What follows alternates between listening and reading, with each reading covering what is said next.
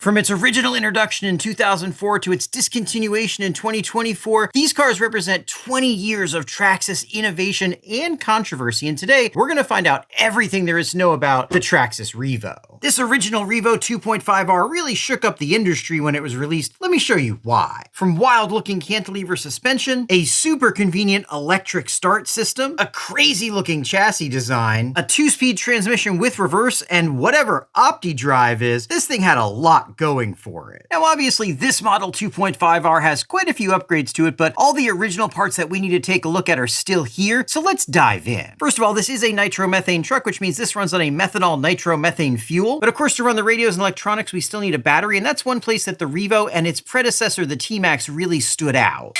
Unlike a lot of other Nitro cars at the time that took AA batteries that you had to provide yourself, Traxxas included a nickel metal hydride battery for this. And to go along with that, they included a convenient charging port. To go along with that charging port, they included a nice convenient charger. And they also included the Easy Start system. We'll be taking a closer look at this when we actually run this truck here in just a few minutes. This is the second generation Easy Start. As you can see here, the first generation that came with the T-Max in 1999 just strapped onto the battery. This is obviously a superior design. All these components combined really made running a Nitro a lot easier than it had been with pretty much anything else on the market. But that wasn't the end of the electronic wizardry. This thing came with a shift servo, a throttle and brake servo, 2 steering servos, and that Opti drive I talked about a minute ago. This Opti drive system was really innovative. Basically what it did was use a sensor to detect if the car was in motion and would prevent you from shifting from forward to reverse or reverse to forward if it was moving. This is because if you made that shift while the car was in motion, you'd probably tear up gears inside the transmission. Now, speaking of the transmission, I've actually got a problem with this transmission where it won't go into reverse, so let's get this out of here, take a closer look at it, and see what's wrong inside. Since this has a real engine on it, it also has a real air cleaner that goes into the carburetor. And since the engine itself can't provide braking like an electric motor can, this has a real disc brake to stop the truck, which is pretty neat. As you can see, this uses plastic center drive shafts. On the original version, it would have also used plastic front and rear axles, though this has been upgraded to steel.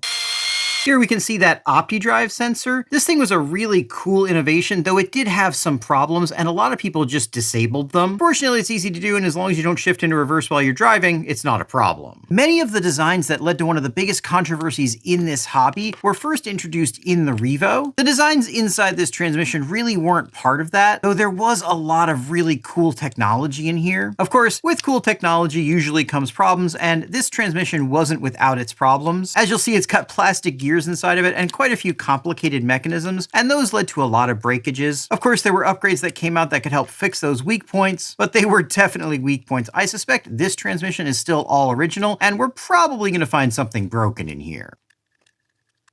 So on this side, you can see we have the 2-speed transmission. This side looks pretty good, though there's a little bit of shrapnel here that gives us an idea of what we're going to be seeing. And yep, there we go. We've got some broken teeth on this gear. And then we've got our reverse shifting fork here, and we can actually see the problem with the reverse is that there's a piece of that broken gear stuck in here behind it. After getting that out of there, you can see the shift fork works perfectly again. The bad news is I don't have a replacement for this, but the good news is I can get one in a couple of days, and the replacement is actually steel, not plastic. So let's put this aside for now and talk about the real controversy with the Revo. In 2008, Traxxas released the car that almost resulted in the demise of Arma, the E-Revo. Check out this awesome promo video while I take the tires off this 2.0.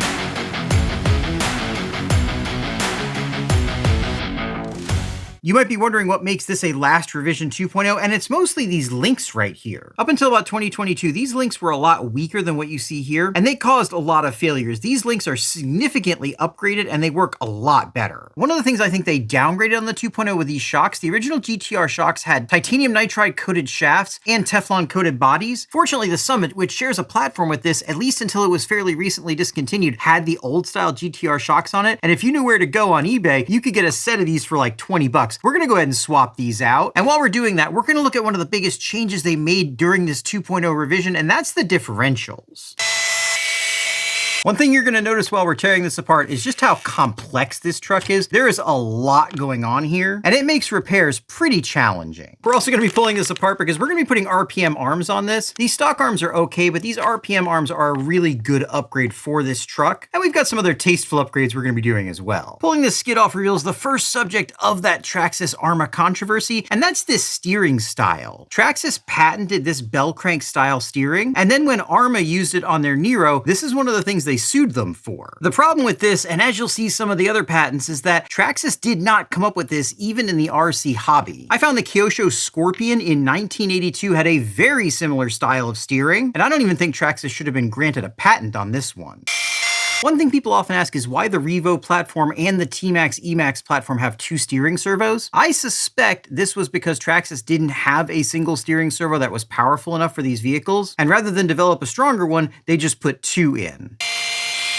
Whereas working on this truck isn't particularly hard, it is kind of time consuming. If we weren't working on the shock, some of these screws wouldn't have to come off, but most of them would. This is also one of those cars where just about every screw is a different length, so it can be good to put the screws back where you got them from, just so you don't get things confused. What we're taking apart here is known as the cantilever suspension, and this was another thing that Traxxas sued Arma for with the Arma Nitro. The Nitro suspension looked very, very similar to this, but you know what else looks very, very similar to this? The 1988 Schumacher Top Cat. As you can see here, whereas the suspension isn't identical, it's pretty similar, and the concept is exactly the same, which again leads me to believe that Traxxas never should have gotten a patent on this to begin with. As it stands right now, you don't have to be the original inventor of something to patent it, but back then, before 2013, in the United States at least, you did. Now we've got the front module free, but we're not quite in yet.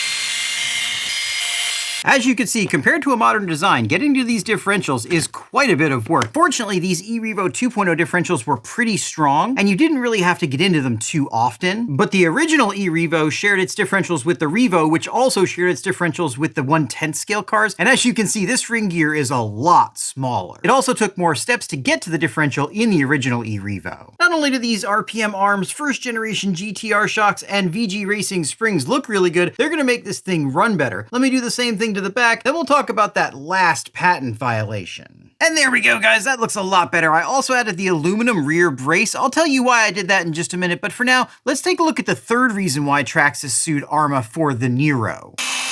That third reason is for a patent they had on this waterproof receiver box. The patent itself wasn't really just for a waterproof receiver box. It was for a specific design where they had this sealed clamp that the wires passed through. And the Arma Nitro had almost the exact same design. Now, unlike the other two things we talked about, I wasn't able to find an example of someone who had this exact setup before Traxxas patented it. Some people had previously mentioned that RC boats had this type of design, but I couldn't find one that has that specific clamping style waterproofing for the wires. And Traxxas is largely credited for creating the waterproof receiver box, at least in this hobby. If you know of a company that came out with a receiver box just like this before Traxxas did, let me know down in the comments and make sure you get subscribed while you're down there. I didn't install this aluminum mount because the stock plastic one is terrible, it's not. But what this does is gives us a really nice mounting point for these limiting straps. One of the big problems with this model is these rear shocks will get overextended and rip out, and installing these limiting straps fixes that problem. Let me show you how it's done. All you need is a couple of these 85mm RC limiting straps. These are typically used on crawlers. People do use different lengths. I think the 85mm ones are just about perfect. And then you'll just need a longer screw so you can attach it to the bell crank right here. And there we go. That still allows for full travel of the suspension, but takes some of the stress off the bottom of the shock when it completely tops out. Let me get the other side put on, and we've got one more upgrade to do before we take this thing for a rip. One of the other serious weak points on the E-Revo 2.0 is this body. Where these screws go through, there's zero reinforcement, and they tend to pull through pretty quickly. Fortunately, RPM sells a solution that not only works well, but looks really cool too. Make sure you save these wide head Traxxas screws. These things come in surprisingly handy. And now she is all ready to rip. Let's take this thing for a blast, and hopefully when we get back, the parts will be here for the Nitro Revo.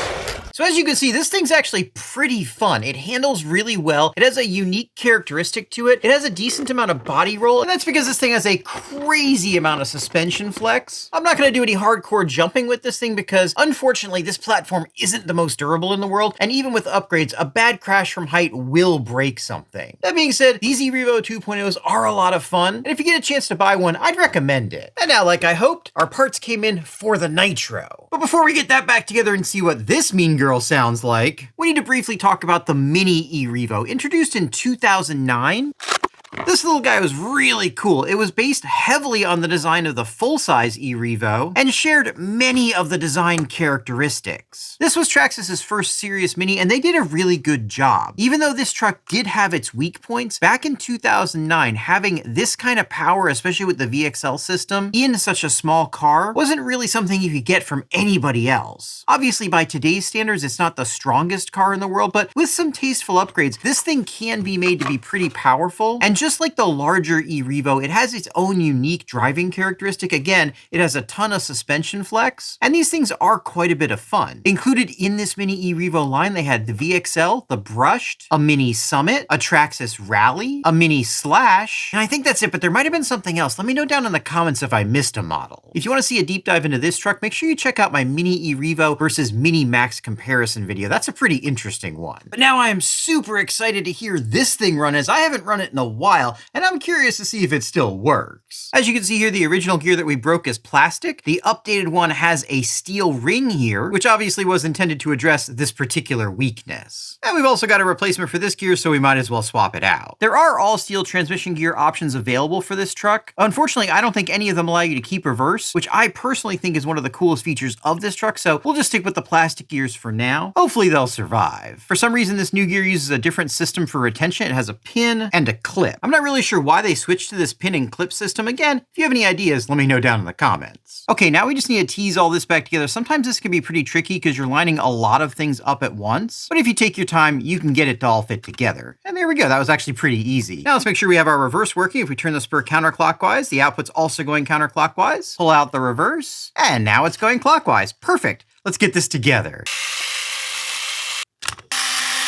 The last thing I want to do before we make some smoke is pull this cylinder head off. I haven't run this in a little while, and pulling the cylinder head off gives you a look inside the combustion chamber, which can give you a decent idea of the overall health of the engine. This is definitely something that's good to do occasionally, especially when you don't really remember what state you left the engine in last time. And pulling this off, this looks very, very clean. And yeah, everything looks great in there as well. And with that, we are ready to make some noise. All we need now is some fuel, a fuel bottle, the start stick, a heat gun, extra glow plugs, the receiver battery, the charger for the receiver battery, a glow plug igniter, a tuning screwdriver, an infrared thermometer, the transmitter, and some double A's for the transmitter. By the way, this is the Olight O-Station X. They sent me this thing to check out, and it's really cool. You just put your batteries in here in the top, and it spits them out here in the bottom. It charges all nickel metal hydride batteries, and if you accidentally put alkaline batteries in there, it'll spit them out right here. It'll also spit out AAAs if you put those in there. This thing's really, really cool and super convenient if you use a lot of AA batteries. Okay guys, moment of truth. Let's go see if this 20-year-old Revo is gonna run. Whereas preheating a nitro engine isn't absolutely necessary, it's really good for the engine and it helps with starting. We got her preheated to about 150 degrees Fahrenheit. Let's see if this thing's gonna run.